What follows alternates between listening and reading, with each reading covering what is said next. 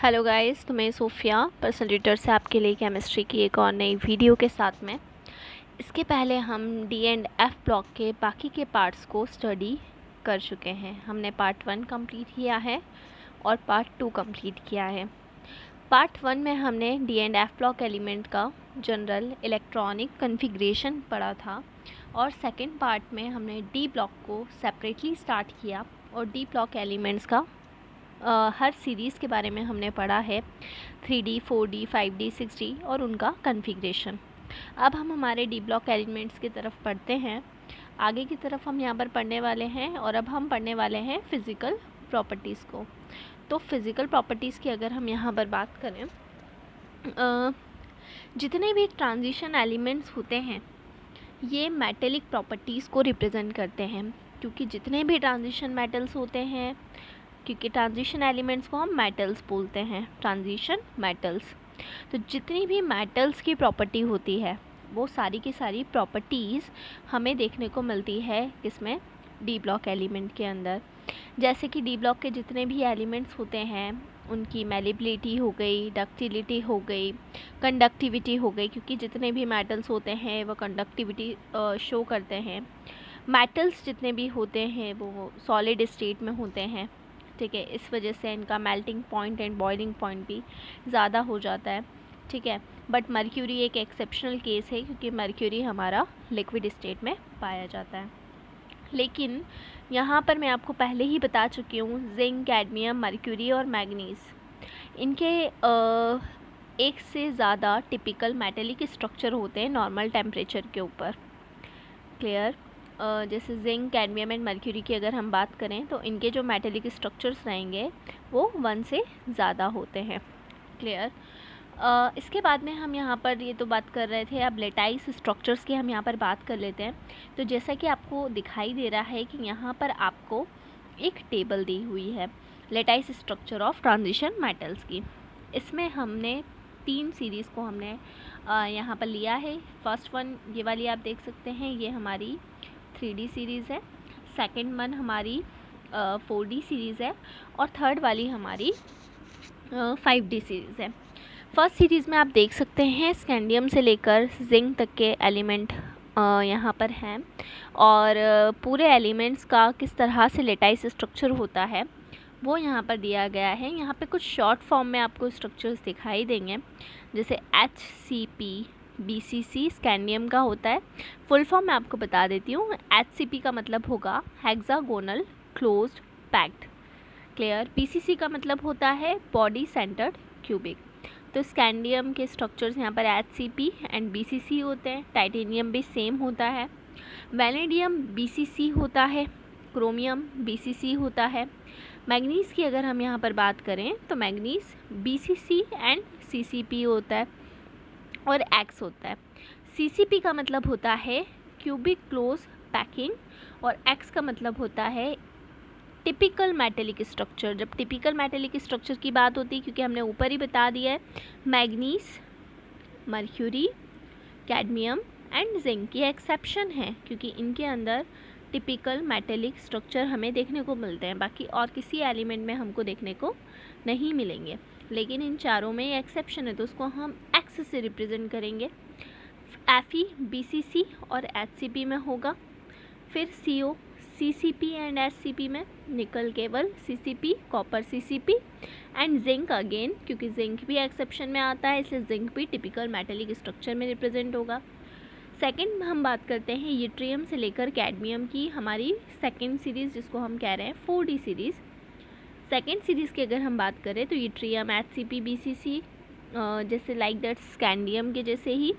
Titanium zirconium भी same होगा। Niobium BCC, मॉलिब्डिनम BCC, technetium HCP, ruthenium HCP, rhodium CCP, palladium CCP, silver CCP और cadmium again exception हो चुका है। That's why ये X मतलब कि typical metallic structure and HCP। Next हम अगर बात करते हैं लैंथेनम से लेकर मर्क्यूरी तक, तो लैंथेनम से लेकर मर्क्यूरी तक हमारी होती है next series 5D series. Lanthanum की बात करते हैं तो lanthanum HCP CCP BCC, hafnium HCP BCC, tantalum BCC, ठीक है। उसके बाद में rhenium BCC, sorry RE rhenium, ये होता है tungsten W BCC, rhenium HCP, osmium HCP, iridium CCP, platinum CCP, gold CCP and mercury. Again यहाँ पर हमारा एक्सेप्शन है जिसका स्ट्रक्चर होगा टिपिकल मेटेलिक स्ट्रक्चर। क्लियर। तो अब यहाँ पर हम बात करते हैं ट्रांजिशन मेटल्स की हार्डनेस की।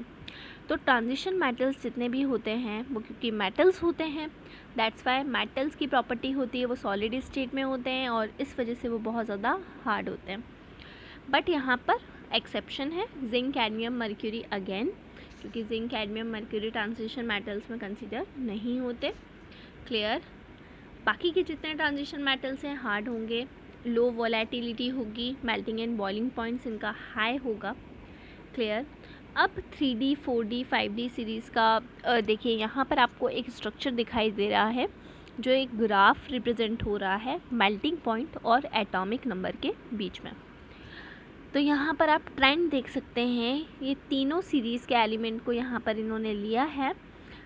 जैसे कि फर्स्ट सीरीज़ हमारी 3D सीरीज़ हो गई, सेकंड सीरीज़ हमारी 4D सीरीज़ हो गई और थर्ड सीरीज़ हमारी हो गई 5D सीरीज़।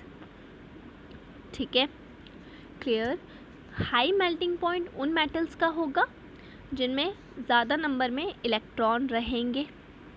क्लियर है ना।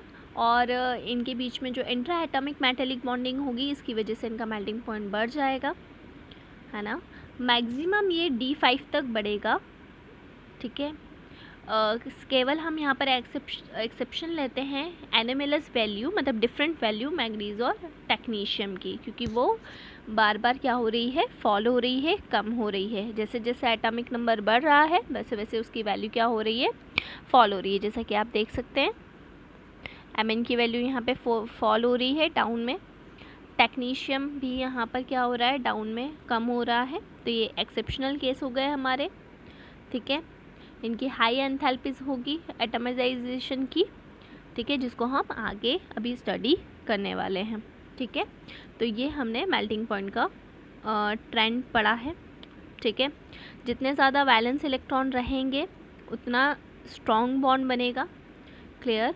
और सबसे ज़्यादा इम्पॉर्टेंट अगर हम इलेक्ट्रॉन पोटेंशियल की बात करते हैं या एंथैल्पी की बात करते हैं तो उसके लिए इस इलेक्ट्रॉन पोटेंशियल को फाइंड करने के लिए एंथैल्पी ऑफ एटमाइजेशन एक बहुत ही इम्पॉर्टेंट फैक्टर होता है।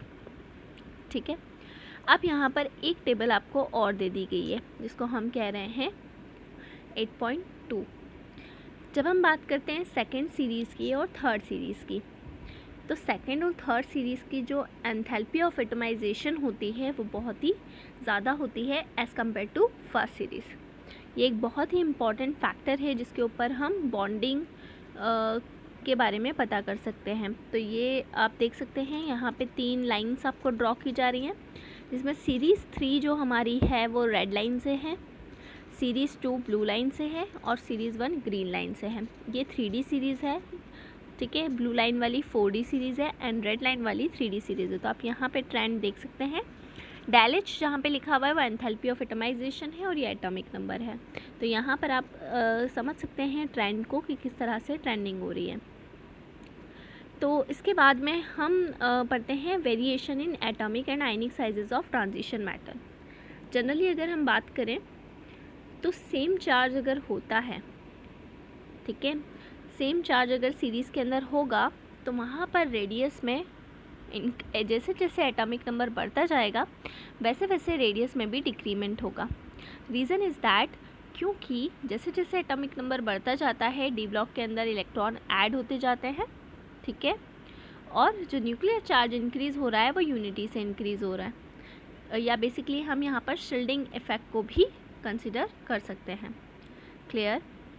तो शील्डिंग इफ़ेक्ट जो होती है डी ब्लॉक के अंदर वो इतनी ज़्यादा इफ़ेक्टिव नहीं होती, इसीलिए यहाँ पर जो नेट इलेक्ट्रोस्टैटिक अट्रैक्शन होता है न्यूक्लियर चार्ज और आउटर मोस्ट इलेक्ट्रॉन्स के अंदर वो क्या हो जाता है, इंक्रीज़ हो जाता है और आयनिक रेडियस क्या हो जाती है, डिक्रीज़ हो जाती है।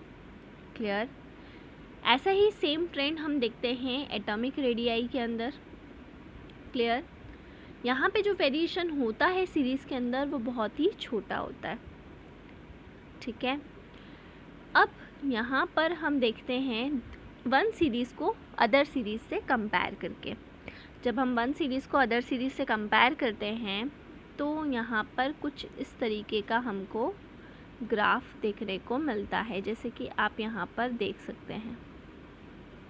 ठीक है, ये इस तरीके का ग्राफ हमको देखने को मिल रहा है, जिसमें जो ग्रीन लाइंस हैं वो स्कैंडियम टू जिंक को रिप्रेजेंट कर रही है, ब्लू लाइन ये ट्रियम से कैडमियम को रिप्रेजेंट कर रही है, एंड रेड लाइन लैंथेनम से मर्क्यूरी तक ट्रेंडिंग को शो कर रही है। क्लियर, ये हो गया। हाँ, यहाँ पर आपको एक चीज़ और बताई जा रही है लैंथेनाइट कॉन्ट्रैक्शन के बारे में, लेकिन हम लैंथेनाइट कॉन्ट्रैक्शन की अगर बात करेंगे तो वो हम अगले फैक्टर में उसको हम डिस्कस करेंगे, तो उसको यहाँ पर हम डिस्कस नहीं कर रहे हैं। कुछ अदर अगर हम प्रॉपर्टीज़ की बात करें तो फिज़िकल प्रॉपर्टीज़ को मैं आपको अपनी नेक्स्ट वीडियो के अंदर इसके आगे का पार्ट आपको कंप्लीट कराऊंगी। तो इसी तरह से जुड़े रहिए हमारे साथ में, वीडियोस को लाइक करते रहिए, चैनल को सब्सक्राइब करना ना भूलें। और हम आपको इस लॉकडाउन के अंदर ऑनलाइन क्लासेस भी पढ़ा रहे हैं, तो ऑनलाइन क्लास करने के लिए आप डिस्क्रिप्शन में जाकर नंबर लें और हमसे कांटेक्ट करें। Thank you.